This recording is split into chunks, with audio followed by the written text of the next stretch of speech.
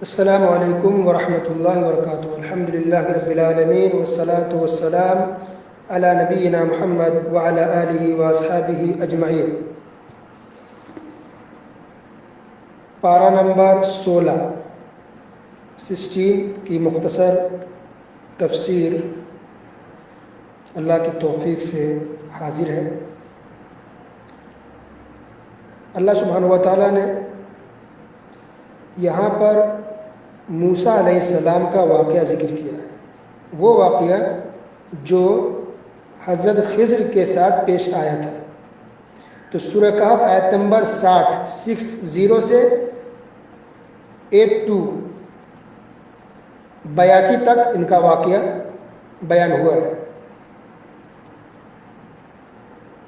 اور اس واقعے کا پس منظر اصل میں یہ ہے کہ موسیٰ علیہ السلام نے ایک مرتبہ کہہ دیا تھا کہ مجھ سے بڑا عالم کوئی نہیں ہے. اللہ سبحانہ و تعالیٰ کو یہ جملہ پسند نہیں آیا. تو اللہ تعالیٰ نے کہا کہ میرا ایک بندہ ہے جو تجھ سے بھی زیادہ جانتا ہے. تو موسیٰ علیہ السلام کو فوراً سے ملنے کی خواہش ہوئی. کہا کہ اللہ اس بندے سے ملاقات کیسے ہو سکتی ہے؟ تو اللہ سبحانہ و تعالیٰ نے جگہ بتایا کہ 2 سمندر جہاں مل رہے ہوں گے وہاں ملاقات ہوگی. اور ساتھ میں ایک مچھلی فش بھی لے لینا, اور جہاں پر مچھلی غائب ہوگی سمجھ جانا کہ وہیں پر میرا بندہ موجود ہوگا. تو اس طرح سے موسیٰ علیہ السلام اپنے ساتھ یوشع بن نون علیہ السلام کو ساتھ لے کر نکل پڑے. وہ جگہ بہت دور تھی جہاں بتایا گیا تھا, اور ساتھ میں کھانے کا سامان بھی لے لیا اور وہ مچھلی بھی لے لی. اس طرح سے چلتے رہے. بہت دور دراز کا سفر تھا. تو اچانک وہ مچھلی غائب ہو گئی اور سمندر میں چلی گئی, اور وہی جگہ تھی جہاں ان کی ملاقات ہونی تھی. تو بہرحال مختصر یہ کہ وہاں پر حضرت خضر سے موسیٰ علیہ السلام کی ملاقات ہو جاتی ہے. اب یہ خضر پیغمبر تھے کہ نہیں تھے اللہ عالم. کچھ کا کہنا کہ تھے, کچھ کا کہنا ہے, اکثر علماء کہنا ہے کہ یہ ایک بزرگ تھے, ایک ولی تھے, ایک عالم دین تھے, لیکن نبی پیغمبر نہیں تھے. ٹھیک ہے. ایک بات اور ان کے تعلق سے بتا دیا جائے شروع میں ہی کہ بہت سے لوگوں کو یہ ماننا کہ یہ خضر کی زندگی ابھی تک باقی ہے, وہ وفات نہیں پائے. تو یہ بات بالکل غلط ہے. جب پیغمبروں کی وفات ہو سکتی ہے تو وہ تو ایک عالم دین تھے, تو وفات سب کی ہوتی ہے, ہو چکی ہے. ان کے زندہ رہنے کی کوئی دلیل نہیں ہے سوائے لوگوں کی افواہوں کی اور باتوں کی. اور پھر ان کے بعد کتنا زمانہ گزر گیا, نبی صلی اللہ علیہ وسلم بھی آئے. اگر وہ زندہ ہوتے تو ملاقات ہوتی, کچھ ذکر ملتا قرآن حدیث میں, تو ان کی زندگی کا کوئی ذکر نہیں. ٹھیک ہے. تو اب ملاقات ہوئی موسیٰ علیہ السلام کی حضرت خضر سے. ملاقات ہونے کے بعد ساتھ میں دونوں چلے, اور 3 واقعہ پیش آیا. نمبر 1 کہ دونوں کشتی میں سوار ہوئے, بلکہ 3 ان کے ساتھ یوشع بن نون بھی تھے. کشتی میں سوار ہوئے تو کچھ دیر کے بعد خضر نے کشتی کو توڑ دی, یعنی سوراخ کر دیا تھوڑا سا. پھر آگے چلے تو اس کے بعد خضر نے ایک بچے کو مار ڈالا. دوسرا واقعہ ہوا. تیسرا واقعہ یہ پیش آیا کہ ایک دیوار گر رہی تھی تو اس کو خضر نے اٹھا دیا, ٹھیک کر دیا. اور وہ دیوار اس بستی کی تھی کہ جہاں یہ لوگ گئے تھے, تو گاؤں والوں نے مہمان نوازی کرنے سے, کچھ کھلانے پلانے سے انکار کر دیا تھا. پھر بھی انہوں نے ان کی دیوار ٹھیک کر دی. یہ 3 واقعہ پیش آیا. اب اس کا ریزن کیا تھا, یہ موسیٰ علیہ السلام کو پتہ نہیں تھا کیا ہو رہا ہے. تو بار بار اعتراض کر رہے تھے, یہ کیا ہے خضر, تم یہ کیا کر رہے ہو, تم نے کشتی توڑ دی, تم نے بچے کو مار ڈالا, تم نے دیوار کھڑی کر دی, تو یہ کیا معاملہ ہے. تب خضر نے سب کا جواب دیا کہ جو کشتی میں نے سوراخ کیا ہے اس کی وجہ یہ ہے کہ آگے ایک ظالم بادشاہ ہے. یہ کشتی وہاں تک پہنچتی صحیح سالم تو بادشاہ پوری کشتی کو اور سامان کو لوٹ لیتا. تو یہ سوراخ کرنے سے اب وہ بادشاہ اس کشتی کو نہیں لوٹے گا, سامان کو نہیں لوٹے گا. یہ وجہ تھی. بچے کو مار ڈالنے کی وجہ یہ تھی کہ بچے کے ماں باپ نیک ہیں, اچھے ہیں, لیکن یہ جو بچہ ہے یہ اپنے کفر کی وجہ سے, اپنی سرکشی اور ظلم کی وجہ سے اپنے ماں باپ کو پریشان کرتا, اس لیے اس کو قتل کر دیا گیا. اور جہاں تک دیوار کو کھڑی کرنے کی بات ہے, تو اگرچہ گاؤں والوں نے, اس علاقے کے لوگوں نے ہماری مہمان نوازی نہیں کی ہے, لیکن پھر بھی میں نے اس کی مدد اس لیے کی ہے کیونکہ اس دیوار کے نیچے دفینہ ہے, خزانے ہیں اس یتیم بچوں کے جن کے ماں باپ نیک تھے. تو اگر یہ دیوار گر جاتی تو خزانے کو لوگ لوٹ لیتے, لے لیتے. دیوار کھڑی ہے، جب بچے بڑے ہوں گے تو اللہ تعالیٰ اس کو کھول دے گا، پھر وہ اس پیسے سے اور اس خزانے سے یتیم بچوں کو کام آئے گا، فائدہ ہو جائے گا. یہ ریزن ہے. یہ 3 واقعہ پیش آئے موسیٰ علیہ السلام اور خضر کے ساتھ. اچھا، اب اسی سے کچھ لوگ کیا کرتے ہیں کہ بزرگوں اولیاؤں کا مقام اونچا کرتے ہیں. کہتے ہیں کچھ بزرگ تو نبی سے بھی اوپر ہوتے ہیں، کیونکہ موسیٰ علیہ السلام کو پتہ نہیں، ان کو پتہ تھا. یہ بات کہنا بالکل غلط ہے. جہاں تک اگرچہ یہ علم موسیٰ علیہ السلام کو معلوم نہیں تھا ان 3 چیزوں کے بارے میں، لیکن پھر بھی اگر مقام و مرتبہ دیکھا جائے تو پیغمبروں کا اونچا ہوتا ہے. مقام و مرتبہ اونچا ہونا الگ بات ہے، اب کسی چیز کے بارے میں علم ہونا اور نہیں ہونا یہ الگ بات ہے. ٹھیک ہے، تو بدعتیوں کے دھوکے میں آپ نہ آئے. بہت سی بدعتی اسی طرح کے بہت سے اور جھوٹے واقعات بیان کرتے ہیں بزرگوں کے اولیاؤں کے شان میں، ان کے مقام کو اونچا کرنے کے لیے. تو غلط اور افواہوں کو پیچھے نہیں پڑنی چاہیے. یہاں صرف یہ بتانا مقصد تھا کہ کوئی یہ نہ کہے کہ میں سب سے زیادہ جانکار ہوں، بلکہ دوسری بھی اللہ کے بندے ہیں. کون کس سے زیادہ جانکار ہے کسی کو نہیں پتہ، اور مکمل احکام علم تو صرف اللہ رب العالمین کے پاس ہے. ٹھیک ہے، تو یہی 3 واقعہ یہاں پر موسیٰ علیہ السلام سے متعلق بیان کیا گیا. اس کے بعد ذوالقرنین کا واقعہ شروع ہوتا ہے. سورہ کا آیت نمبر 83 سے 98 تک. ذوالقرنین یہ کون ہے؟ یہ حکمراں بادشاہ تھا، مسلمان تھا، عادل، انصاف پسند، نیک آدمی، جو اللہ کی خاطر، اسلام کی خاطر انہوں نے جنگیں کی، فتح کیا ملکوں کو، اسلام کو پھیلایا، یہاں تک کہ مشرق سے مغرب تک یعنی ایسٹ سے ویسٹ تک ان کی حکومت پھیل گئی. اللہ نے اتنی قوت عطا کی اور اللہ نے اس قدر ان کی مدد کی کہ اللہ کے فضل و کرم سے ان کی حکومت پوری دنیا میں پھیل گئی، مشرق و مغرب تک. جہاں تک آبادی ختم ہو جاتی ہے، آگے کوئی آبادی نہیں ہے، وہاں تک اللہ نے ان کی حکومت کو پہنچایا.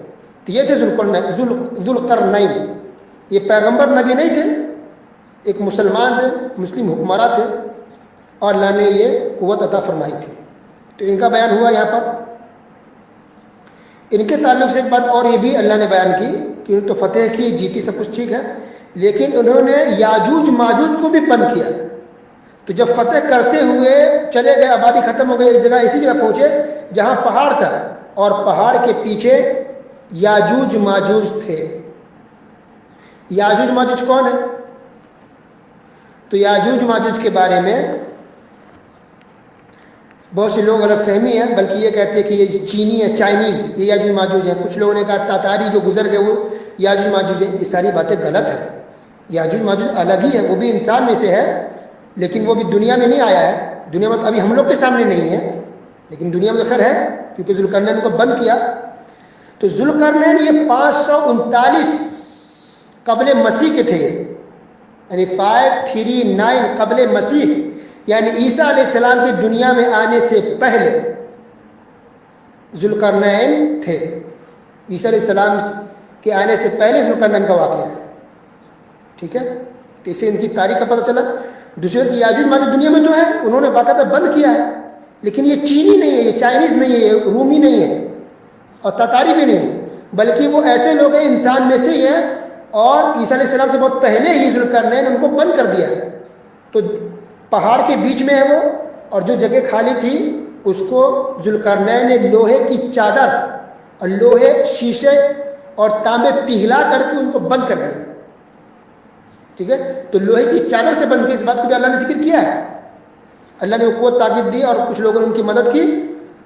تو لوہے کی چادر سے لوہا، راڈ، جو بھی کچھ لوگ رہا ہوگا، تانبا، شیشہ پگھلا کر کے ان کو بند کر دیا گیا، کیونکہ وہ لوگ فساد مچاتے تھے، لوٹتے تھے، لوگوں کو تنگ کرتے تھے. تو وہ ابھی بند ہے. وہ یاجوج ماجوج دنیا میں تو ہے، لیکن وہ بند ہے، پہاڑوں اور لوہوں کے دیواروں کے بیچ میں وہ قید ہے. ٹھیک ہے، یہ بات تو قرآن سے ثابت ہے. اب اس کی اور ڈیٹیلز تفصیل حدیثوں کے اندر موجود ہے. اس تعلق سے بہت ساری حدیث میں، جس کے اندر اللہ کے رسول صلی اللہ علیہ وسلم نے فرمایا کہ یاجوج ماجوج روزانہ اس دیوار کو چاٹتے ہیں، بالکل باریک بچ جاتا ہے. تو اب یہ لوگ کہتے ہیں کہ ہم کل اس کو اب توڑیں گے، زبان سے چاٹتے ہیں، کہتے اب کل توڑیں گے. جب کل پھر آتے ہیں اس کو توڑنے کے لیے، دیوار کو چاٹنے کے لیے، تو دیوار پھر موٹی ہو جاتی ہے، کیونکہ لوگ انشاءاللہ نہیں بولتے ہیں. روزانہ کام کرتے ہیں، کہتے ہیں اب کل کر لیں گے، لیکن انشاءاللہ نہیں بولتے، تو دیوار اس کی موٹی ہو جاتی ہے.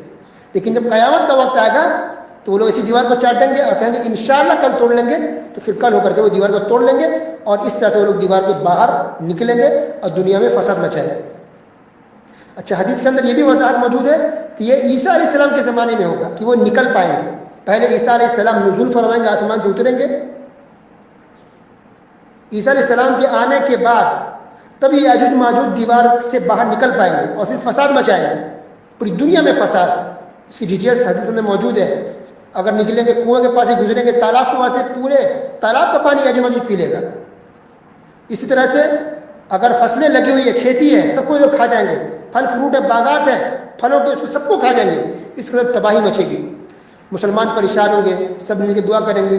عیسیٰ علیہ السلام سے کہا جائے گا تو عیسیٰ علیہ السلام اللہ سے دعا کریں گے، اللہ اس کے فتنے سے بچا لے، اللہ اس کو موت دے دے۔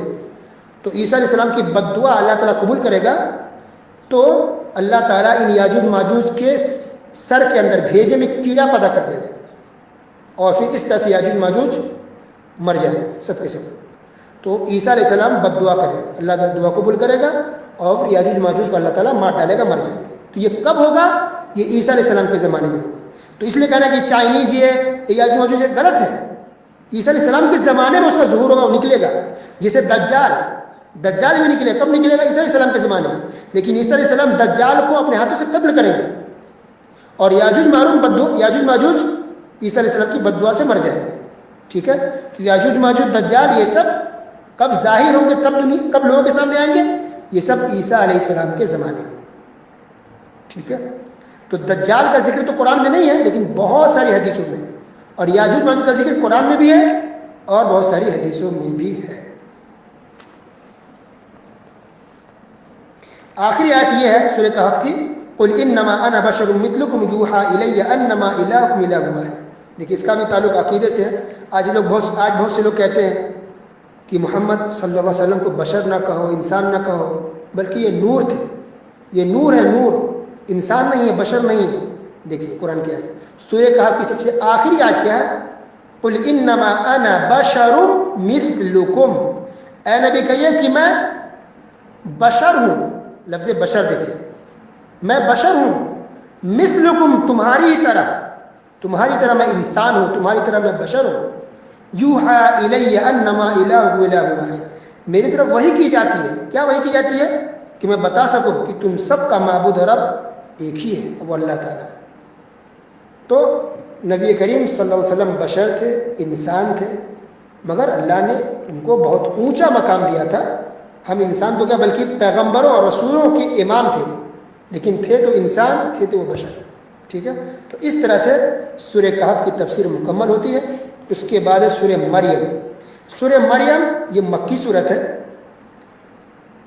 مسلمان کو جب ستایا پریشان کیا گیا، مشرکین مکہ نے بہت زیادہ تنگ کیا، تو مسلمانوں نے ہجرت کی، مکہ سے نکل کر ملک حبشہ تشریف لے گئے، جس کو آج ایتھیوپیا کہتے ہیں۔ ایتھیوپیا تو ایتھیوپیا ملک ہے، وہاں یہ لوگ چلے گئے تھے کچھ مسلمان ہجرت کر کے۔ گویا مدینہ ہجرت کرنے سے پہلے مسلمانوں نے ملک حبش یعنی حبشہ کی طرف ہجرت کیا، ایک مرتبہ نہیں، دو مرتبہ۔ جب 2 مرتبہ ہجرت مسلمانوں نے کر لی الگ الگ وقتوں میں، تو تیسری مرتبہ مسلمانوں نے مدینہ کی طرف ہجرت کی، اپنے ایمان کو بچانے کے لیے، اپنے ایمان کی حفاظت کے لیے، اپنے ایمان کو، اپنی جان کو بچانے کے لیے، اسلام پر تاکہ عمل کر سکے اچھے سے، ہجرت کر کے کچھ مسلمان حبشہ تشریف لے گئے تھے۔ تو جب وہاں گئے تو مکہ کے مشرکین وہاں تک پہنچ گئے، اور وہاں کا بادشاہ اس وقت کرسچن تھا، نجاشی بادشاہ۔ تو اس کو کہا کہ دیکھو یہ مسلمان کے خلاف اس نے بھڑکایا بادشاہ کو۔ تو بادشاہ نے بلایا مسلمانوں، کیا بات ہے، بتاؤ تمہارا کیا دین ہے۔ تب وہاں پر جعفر بن ابی طالب رضی اللہ تعالی عنہ نے سورہ مریم کی شروعاتی چند آیتیں پڑھ کر سنائی، تلاوت کی۔ کاف ہا یا عین صاد ذکر رحمت ربک عبدہ زکریا، چند آیتیں تلاوت فرمائی۔ سنتے ہی بادشاہ نجاشی اور پھر اس وقت اس کے جو بھی ہواری مواری تھے، سپاہی، اس کے داڑھی آنسوؤں سے تر ہو گئے، بھیگ گئے۔ اللہ اکبر، یعنی تاثیر ہوئی قرآن کی۔ اس سے پتہ لگا ہم جب دین کی دعوت دیں کسی کافر کو، مشرک کو، تو قرآن کی آیتیں پڑھ پڑھ کے سنانا چاہیے۔ قرآن کی آیت میں اللہ نے تاثیر رکھی، انسان رو دیتا ہے، دل پگھل جاتا ہے، پسیج جاتا ہے۔ قرآن کی آیت میں اللہ نے لفظ میں تاثیر رکھی ہے۔ تو قرآن کی آیتیں پڑھ کے سنائی، لوگ رونے لگے. اور پھر بادشاہ نے کہا کہ یہ قرآن اور عیسیٰ علیہ السلام جو باتیں لے کر کے آئے تھے دونوں ایک ہی جگہ سے آئی ہوئی چیزیں. اللہ اکبر. اس کے پھر کچھ مدتوں کے بعد وہ بادشاہ مسلمان ہو گئے الحمدللہ، اور پھر مسلمانوں کی بہت ہیلپ کی، بہت مدد کی. تو اس تعلق سے ایک بات تو یہ ہو گئی. دوسری بات یہ کہ اس سورہ مریم کے شروع میں اللہ سبحانہ و تعالیٰ نے زکریا علیہ السلام کا ذکر کیا کہ زکریا علیہ السلام بہت بوڑھے ہو گئے اور اللہ سے دعا کرتے تھے، اے اللہ اولاد دے، اے اللہ اولاد سے نواز دے. کوئی اولاد نہیں ہے، کوئی وارث نہیں ہے، دین کو کون پھیلائے گا میرے بعد؟ کوئی بھی نہیں ہے، یہاں سے تو ہماری نسل ختم ہو جائے گی. کوئی تو اللہ وارث بنا دے. دعا کر رہے ہیں، بڑھاپے کو پہنچے ہوئے. تو اس زکریا علیہ السلام کی دعا کو، ان کی عاجزی کو، ان کی بے بسی کو اللہ نے ذکر کیا، ان کی دعاؤں کو سورہ مریم کے شروع سے لے کر کے آیت نمبر 11 تک 11 تک زکریا علیہ السلام کا ذکر ہے. اس سے پتہ چل رہا ہے جو لوگ کہتے ہیں کہ بزرگ اولیاء جس کو چاہیں اولاد دے دیں، یا جو خواتین ہیں جن کی شادی ہوتی ہے بچے نہیں ہوتے تو درگاہوں پر جاتے ہیں، مزاروں پر جاتے ہیں، کربلا کچھ لوگ پہنچتے ہیں، فلاں شاہ فلاں کون پیر کی درگاہوں مزاروں پر خواتین پہنچ جاتی ہیں. کیا یہ صحیح ہے؟ غلط ہے، صحیح نہیں ہے، اسلام کے خلاف ہے. اب تصور کیجئے کہ زکریا علیہ السلام نبی پیغمبر ہو کے خود اپنے لیے دعا مانگ رہے ہیں. ان کو خود اپنی اولاد نہیں ہو پا رہی ہے. پیغمبر کو، زکریا علیہ السلام کو پڑھیے سورہ مریم شروع میں پڑھیے آیت نمبر 1 سے لے کے 11 تک. کس قدر پریشان حال ہے زکریا علیہ السلام. اللہ سے رو رو کر کے دعا مانگ رہے ہیں، اللہ اولاد دے دے، اے اللہ اولاد دے دے، ایک اولاد تو کم سے کم ہو جائے جو میری وارث ہو سکے. تو ایک پیغمبر اپنے لیے ایک اولاد دنیا میں نہیں لا سکتے، اپنی اولاد پیدا اگر نہیں کر سکتے ہیں تو بتائیے دوسرے نبی بزرگ، نبی کے علاوہ دوسرے جو بزرگ ہیں، جو اولیاء ہیں، اگرچہ اولیاء ہیں، اللہ کے نیک بندے ہیں، لیکن نبیوں کے بعد ان کا مقام ہے، تو اولیاء دوسرے کو اولاد کیسے دے سکتے ہیں؟ خواتین کیسے ان کی درگاہوں پر جاتی ہے، کیسے ان کے سامنے سجدہ کرتی ہے، ماتھے ٹیکتی ہے، کیسے امید لے کے جاتی ہے جو آپ کو اولاد دے دیں گے، جبکہ وہ وفات پا چکے ہیں، دنیا سے جا چکے ہیں. ان کی قبریں ہیں، جو قبر میں مدفون ہے، جو وفات پا جاتے ہیں، وہ سن نہیں سکتے دعا کو. ان کو یہ بھی خبر نہیں کہ کون آیا کون آئی، کس نے کیا کہا. وفات پانے والے کچھ پتہ نہیں چلتا. اس بات کو بھی اللہ نے قرآن میں کئی جگہ بیان کیا ہے. انشاءاللہ 26 پارے میں یہ بات آئے گی سورہ احقاف کے اندر کہ ان کو احساس تک نہیں ہوتا جن کو لوگ پکار رہے ہیں. تو سراسر یہ شرک ہے، یہ کفر ہے کہ انسان اولاد مانگنے کے لیے، رزق مانگنے کے لیے درگاہوں یا مزاروں پر جائے. اللہ کے نیک بندے ہیں، بزرگ ہیں، اولیاء الحمدللہ، ان کا احترام، ان کی عزت سر آنکھوں پر، ان کا مقام بہت اونچا ہے، ان کے سامنے کچھ نہیں ہے. لیکن میں صرف اتنا کہہ رہا ہوں کہ کیا ان کی درگاہوں پر جانے کا حکم اللہ نے دیا؟ کیا ان کی مزاروں قبروں پر جا کر کے اولاد کے لیے دعا کی جائے، رزق مانگا جائے، پریشانی کی دعا کی جائے؟ یہ کام کرنے کو کس نے کہا ہے؟ کیا اللہ نے کوئی قرآن کی آیت نازل فرمائی ہے؟ کیا نبی نے یہ طریقہ سکھایا ہے کہ بزرگوں، اولیاء، جو اللہ کے نیک بندے، پیر ہوں گے، پہنچے ہوئے ہستی ہوں گے، ان کی درگاہ پر جانا، کربلا میں جانا، مزاروں پر جانا، تو وہاں تمہاری مراد پوری ہو جائے گی؟ یہ کس نے کہا؟ اللہ نے کہا؟ رسول اللہ نے کہا؟ نہیں. تو پھر اب کیوں جا رہا ہے؟ یہ سلسلہ غلط ہے. ان کے نام پر لوگوں کو بیوقوف بنایا جا رہا ہے. بلکہ یہ کہیے کہ سیدھے سیدھے یہ مزار، یہ درگاہ، یہ کمانے کا ذریعہ لوگوں نے بنا لیا. یہ بزنس ہے، تجارت ہے، لوگ کما رہے ہیں، کروڑوں روپے لوگ کماتے ہیں. تو ہمارے پیسے بھی جا رہے ہیں، ہمارا ایمان بھی جا رہا ہے. تو زکریا علیہ السلام دعا کرتے رہ گئے، تب آخر میں جا کے اللہ سبحانہ وتعالی دعا قبول کی اور اولاد دی. اور وہ کون ہے؟ یحییٰ علیہ السلام. اللہ نے اولاد دی یحییٰ، ان کو بھی اللہ نے نبی بنایا. ٹھیک ہے. اس کے بعد یحییٰ علیہ السلام کا اللہ نے کچھ ذکر کیا. آیت نمبر 12 سے لے کر 15 تک، یعنی آیت نمبر 15 تک یحییٰ علیہ السلام کا ذکر.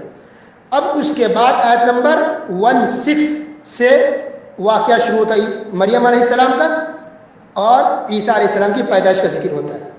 آیت نمبر 16 سے آیت نمبر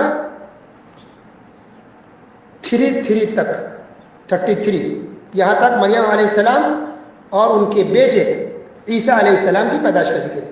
تو مریم علیہ السلام کی پیدائش کا ذکر اللہ نے پہلے کیا ہے پارہ نمبر 3 میں، سورہ آل عمران میں بات گزر چکی ہے.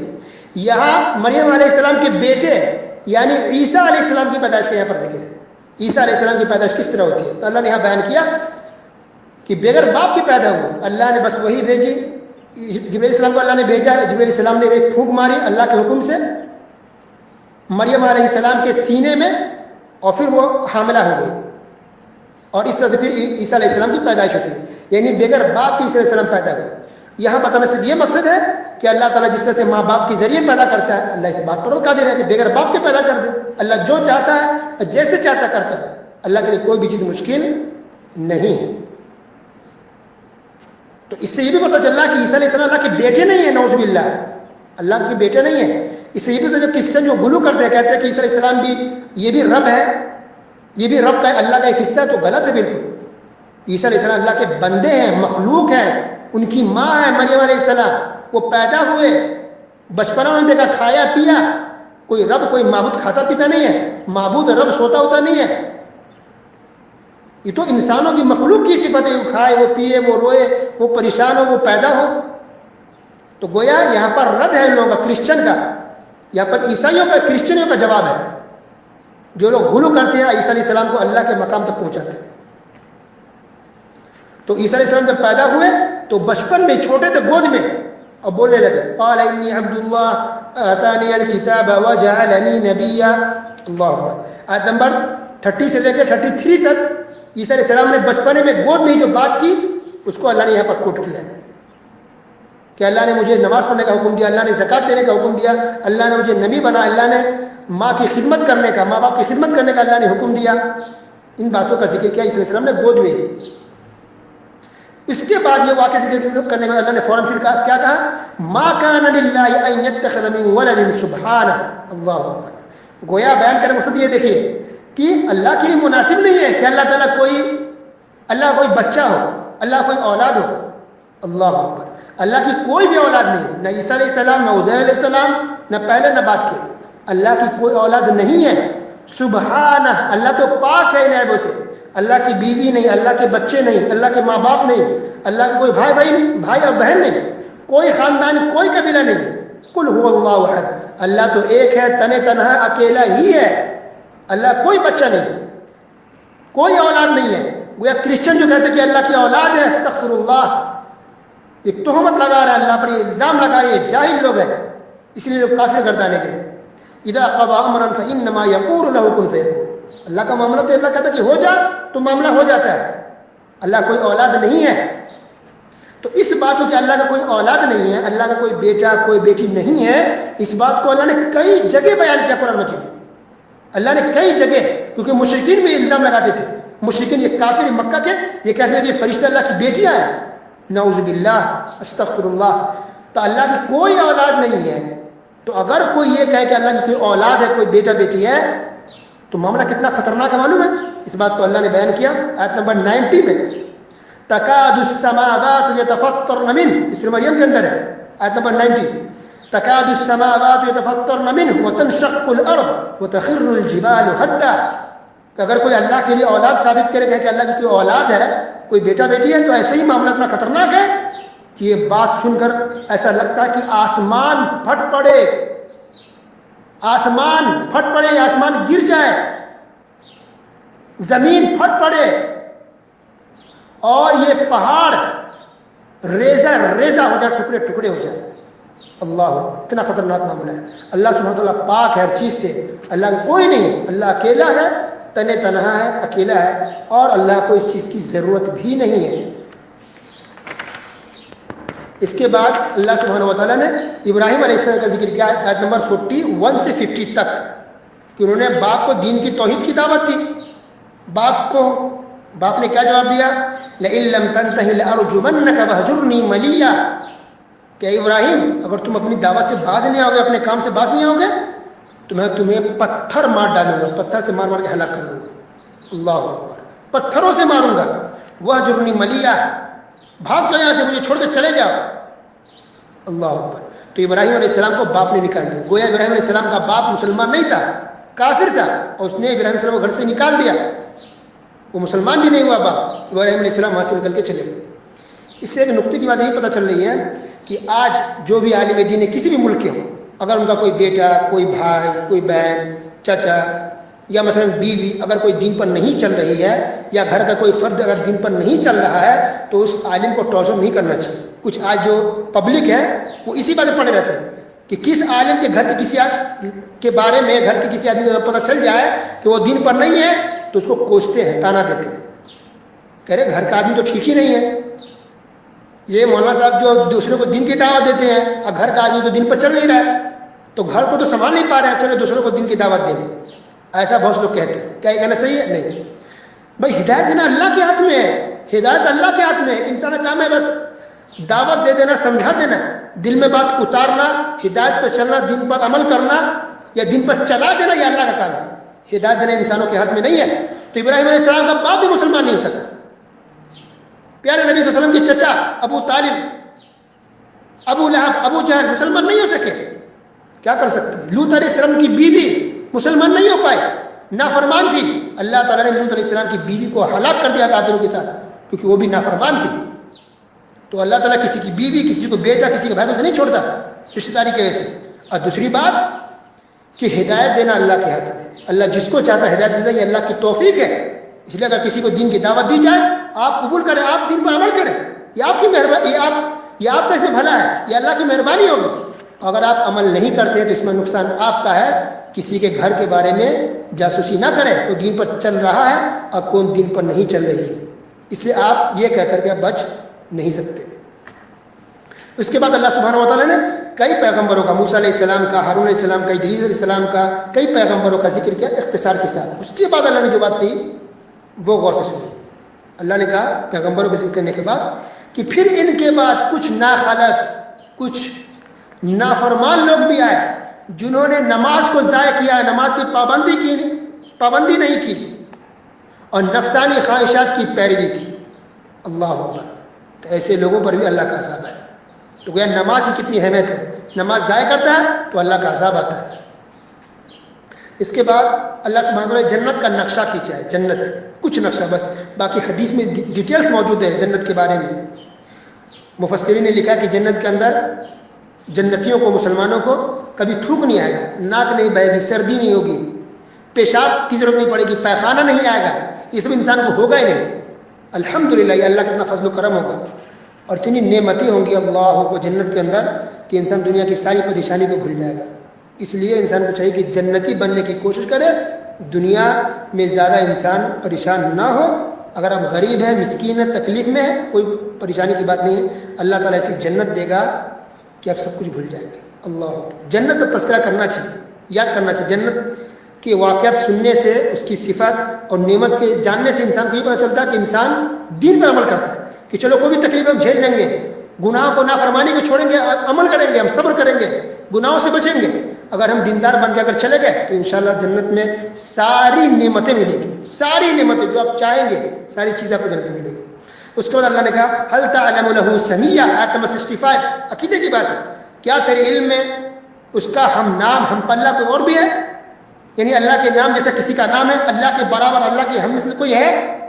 نہیں، کوئی بھی نہیں. تو اس سے یہ بھی پتہ چلا کہ جو لوگ داتا، گنج بخش، غریب نواز لوگ نام دیتے ہیں یہ غلط ہے، یہ اللہ کی شان گستاخی ہے. یہ اگر آپ کسی انسان کو کہیں غریب نواز، گنج بخش، داتا، تو اللہ کی شان گستاخی کر رہے ہیں. کیوں؟ کیونکہ غریب نواز، غریبوں کو نوازنے والا کون ہے؟ یہ اللہ ہے. وہ اللہ کی اس صفت میں آپ انسان کو شریک کر رہے ہیں. بخشنے والا، گناہوں کو معاف کرنے والا کون ہے؟ اللہ ہے. اگر اس میں کسی کو، بزرگ کو شریک کرنا یہ شرک ہے. اگر بخش، گنج بخش یہ آپ مراد لے رہے ہیں یعنی بخشنے والا، یعنی دینے والا، مال دینے والا، بھر بھر کے جھولی بھر بھر کے مال دولت دینے والا، تو یہ کون ہے؟ صرف اللہ ہے. کوئی بزرگ، کوئی ولی نہیں ہے. تو اگر ولی کو آپ گنج بخش کہتے ہیں تو یہ بھی اللہ کی شان میں گستاخی ہے، نافرمانی ہے، شرک کر رہے ہیں آپ. یہ اللہ کی صفت غیر اللہ کو آپ دے رہے ہیں، یہ کھلا ہوا یہ شرک ہے. اس کے بعد اللہ سبحانہ و تعالیٰ نے شفاعت کا ذکر کیا کہ شفاعت کا اختیار کسی کا نہیں ہوگا. آج جو لوگ کہتے ہیں ہمارے بزرگ، ہمارے پیر بچا لیں گے، ہمارے مریدوں ڈرو نہیں، گھبراؤ نہیں، ہمارے پیر صاحب قیامت میں کہیں گے میرے مریدوں آ جاؤ، آج کسی پر عذاب نہیں آئے گا اور ہمارے پیر بچا لیں گے. کہیں بات صحیح ہے؟ استغفر اللہ، یہ سراسر جہالت ہے. اللہ نے شفاعت کا ذکر بھی قرآن میں کئی جگہ کیا ہے، کئی جگہ. کہ شفاعت کا کسی کی نہیں، شفاعت یعنی سفارش کہ اللہ معاف کر دے، بخش دے، اللہ اس کو چھوڑ دے. اس کو سفارش کا کسی کو نہیں اللہ نہیں دیتا، یہ اختیار صرف اللہ کا ہے بس. تو جو چاہے سفارش کر سکتا نہیں. یہ اختیار صرف اللہ کو ہوگا. اب اللہ جس کو چاہے گا کہے گا ٹھیک ہے تم سفارش کرو, اپنے بندوں میں سے جس کو چاہے گا تم سفارش کرو. ایک بات یہ ہوگی, تو اللہ جس کو پسند کرے گا اسی کو. اچھا کس کے لیے کیا جائے, کیا سب کے لیے نہیں؟ تو اس میں بھی یہ بات ہے, حدیث کے اندر وضاحت ہے, قرآن بلکہ یہ بات اللہ نے کی کہ جس کے لیے اللہ اجازت دے گا کہ بھائی اس یہ ہے پیغمبر ہے, اللہ نے اجازت دی کہ آپ سفارش کر سکتے ہیں.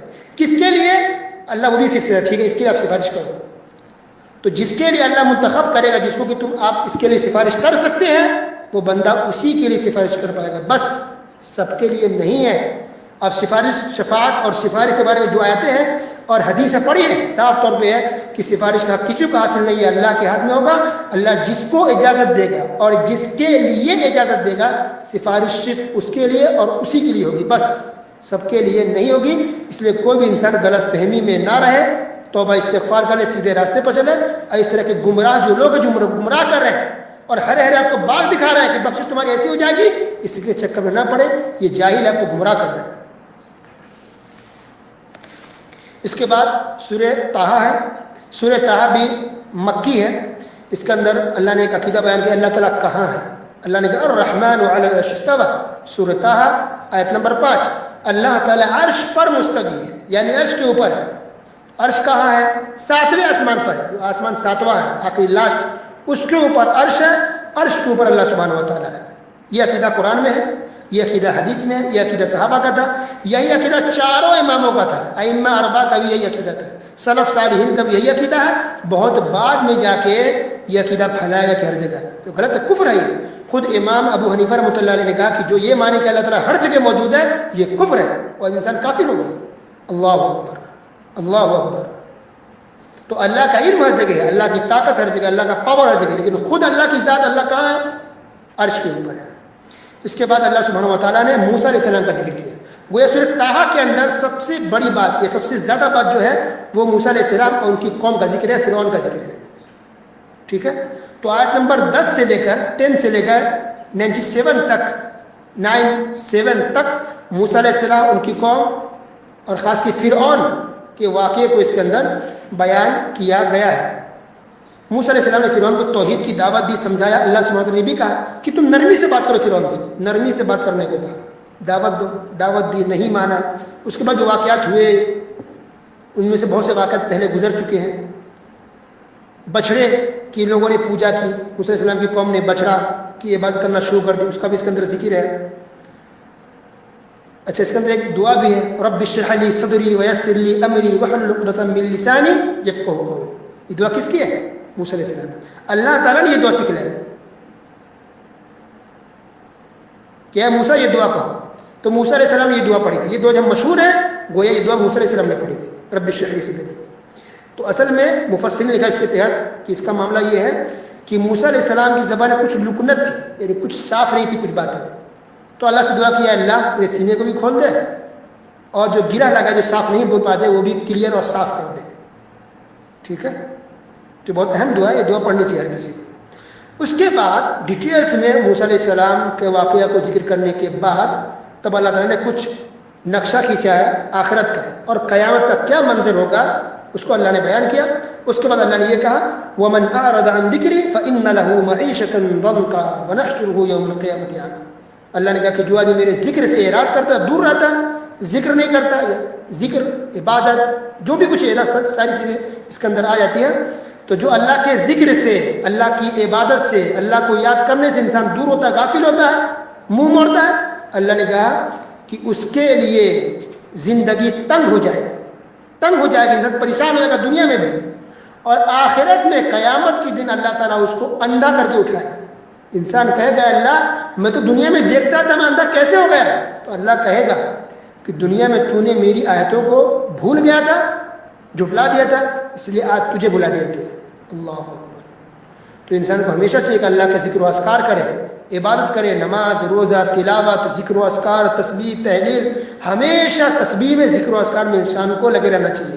نماز کا وقت مقرر ہے لیکن ذکر و اذکار کا کوئی وقت نہیں ہے, 24 گھنٹے میں جب چاہے جتنا چاہیے ذکر و اذکار میں ہمیشہ انسان کو لگے رہنا چاہیے. نبی کریم صلی اللہ علیہ وسلم نے کہا لا یزال لسانک رطبا من ذکر اللہ عز وجل, تمہاری زبان اللہ کے ذکر سے تر ہو, یعنی گیلی ہو, ہمیشہ ذکر و اذکار, سبحان اللہ, الحمدللہ, لا الہ الا اللہ وحدہ لا شریک لہ لہ الملک و لہ الحمد وہو علی کل شیء قدیر. جو بھی ذکر و اذکار کے مختلف الفاظ ہیں وہ ذکر و اذکار کرتے رہیں, اللہ کو یاد کرتے رہیں, خالص اللہ سبحانہ و تعالیٰ کی عبادت کرتے رہیں.